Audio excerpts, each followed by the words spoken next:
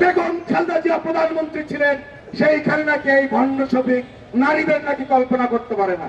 Same same কয়েক বছর পিছনে যাই, আপনি যাদেরকে নিয়ে গর্ব করেন, মতিউর রহমান নিজামী, আলী হাসান মুজাহিদ, আল্লামা দেলোয়ার হোসেন সাঈদী, তারা বেগম খালেদা জিয়ার নেতৃত্ব মেনে রাজনীতি করে না, করে না?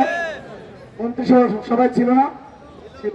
এত বৈপরীত্য কেন? আশ্চর্য, আমি মাঝে মধ্যে কনফিউজ হয়ে যাই, একটা লোক একটা দল এত ভণ্ড হয়ে গেল। আরে ভাই, প্রতারণাকে লিমিট থাকে ভাই। নির্বাচন নিয়ে সকালে এক কথা, বিকালে এক কথা, গণভোট নিয়ে সকালে এক কথা, বিকালে এক কথা, সংস্কার নিয়ে এক এক সময় এক এক আলাপ। কালকে একটা ভিডিও ক্লিপ সামনে আসছে, দেখি বলে যে আমরা মানুষকে আক্রমণ করে কথা বলি না। আবার আর এক জায়গায় দেখ পেতেছে যে আপনার কি বলে দেবে, অস্তিত্ব থাকবে না গর্ত থেকে বের করে, মানে যখন যা ন্যূনতম একটা ওজন থাকা উচিত। বক্তব্য শেষ।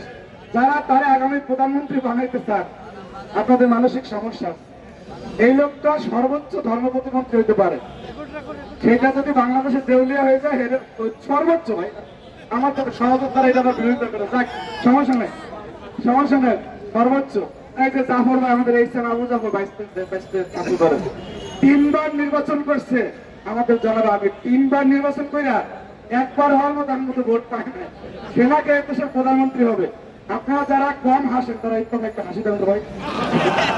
3বার নির্বাচন করে প্রথমবার ভোট পাইছে 11,000। আমাদের গ্রাম অঞ্চলে একটা মেম্বার, ইউপি মেম্বার নির্বাচন করলে ওই ভোট পায়। তারপরেও বাংলাদেশের স্বার্থে আমরা ওনাদের অনেক আবল তাবল কথা মেনে নিই। সর্বশেষ বক্তব্য, আমাদের এই ক্যাম্পাসে জুলাই অভ্যুত্থানের সবচেয়ে আইকনিক ছবি ছিল আমার বোন তমলির উপরে হামলার।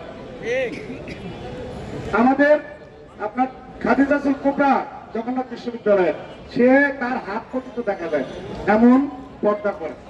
এই দুইটা মেয়ে যতদিন শিবিরের মানে বিরোধিতা করে নাই, ততদিন ওরা আল্লাহর অধীন ছিল। যে শিবিরের বিরোধিতা করছে, সাথে সাথে সাথে সাথে মনে করেন যে তাদের তীব্র আক্রমণ শুরু করছে। কদর্য, কত নষ্ট ভাষায় এদের প্রতি ঘৃণা ঘৃণা ঘৃণা